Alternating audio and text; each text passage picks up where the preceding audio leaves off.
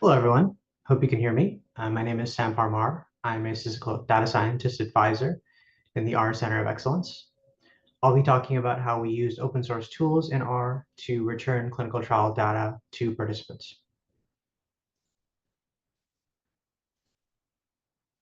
Let's lead with this question. Why is returning individual clinical trial data important for patients? Historically, patients have not received their individual data from clinical trials they participate in, such as routine labs and vitals, their full medical history, information on the arms of a study they were involved in, and primary endpoints. Returning participants' data is one way that we can empower patients with information related to their contribution to the study. They can share this information with their healthcare provider to help make more informed decisions about their health. Now, this isn't our first attempt at improving the patient experience and making data easier to understand. It's been core to what we do for a long time. When it comes to health, knowledge, of course, is power. As part of our health literacy efforts to ensure health information is easy to understand, in 2015, we developed the Pfizer Clinical Trial Alumni site to give participants access to aggregate results. When we heard that some participants didn't feel appreciated for their participation in clinical trials, in 2018, we created materials thanking them for their extraordinary contributions. In 2021, we began the PLSRS initiative to share study results in plain language. This is a part of our mission to make patient-facing content easy to understand and act on, which will contribute to health information equity. In 2023, as a part of our commitment to health equity, we created a robust and scalable data return solution. The initiative, which we called Participant Data Return, allows patients to opt in to data returns. It empowers them to make more informed healthcare decisions, and it maintains engagement to improve the clinical trial experience. This is also something that clinical trial participants have demanded, this ability to access, visualize, and share their data. We also believe that clinical researchers have a responsibility to provide more transparency and engagement. At a high level, we've designed our technical infrastructure to be secure and scalable. The first step of this is to read from various data sources into our analysis and reporting system. After the CSR milestone, an R job is triggered to output a PDF file for each participant using final CDISC data.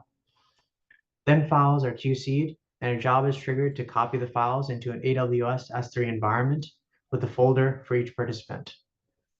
Our registered participants can then use the PCTA website to securely access their individual data return file.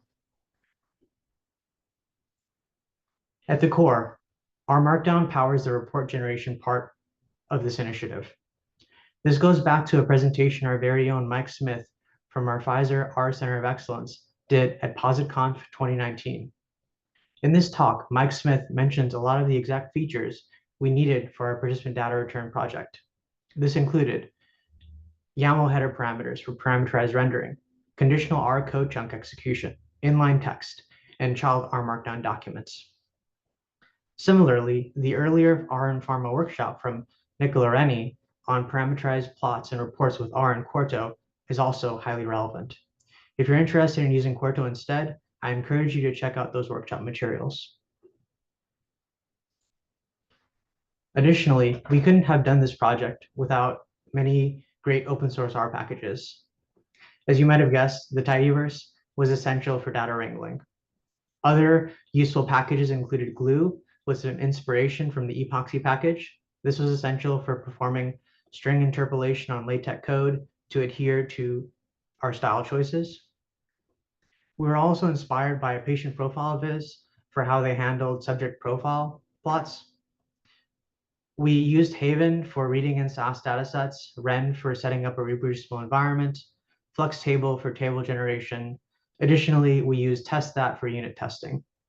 R Markdown and TinyTech were also essential for PDF rendering.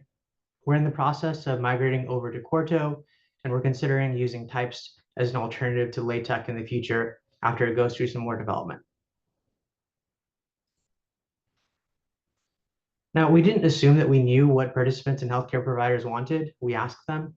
We conducted market research in order to ensure that we return trial data in the format that participants could understand and use. We designed our data return package around their feedback. For example, we found that participants and healthcare providers preferred to receive data with more visual examples with additional context. So after about 12 months post-completion, we provide patient demographics, adverse events, procedures, lab tests, and more using easy-to-read graphs and charts as much as possible. You can see an example here of what a patient might see when accessing their data. We've chosen to redact some information on the first page, but on the second page, you'll see line graphs faceted by lab value type, obviously generated using ggplot2. In addition, we have a great platform in the Pfizer Clinical Trial Alumni website. It allows participants to securely access, view, and download their data with ease. You can visit the website at pfizerclinicaltrialalumni.com. To summarize, through this initiative, we've made incredible progress toward a more accessible, understandable, and actionable patient experience using open source tools. We created an optimized participant data return package that meets participant needs. We collaborated directly with clinical trial experience experts to create the best user experience for participants. We also worked with our Pfizer Health Literacy Center of Excellence, as well as patient advocacy groups. Lastly, this wouldn't have been possible without the amazing work from the rest of our participant data return team. We've successfully applied PDR to 7 different Pfizer studies and returned data to over 200 PCTA registered participants. Additionally, as of this year in April, all of our new studies have a participant data return plan and should return data to registered participants. Thank you all for listening, and I'll take any questions at this point.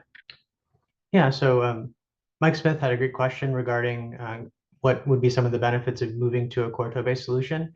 I think so. Some of the relevant benefits may be the additional extensions that have recently been added. Additionally, there are some features that Quarto has that our Markdown does not have, which could be of interest to us in the future going forward. So it seems like there's a lot more development effort going on to maintain Quarto. So it would actually maybe future-proof our PR project. Next question we have, are you using Shiny to relay patient info or React? No, so we're not using Shiny. So that is done by a web development team when it comes to the front-end interface you see on the PCTA website. And that's done by other web developers.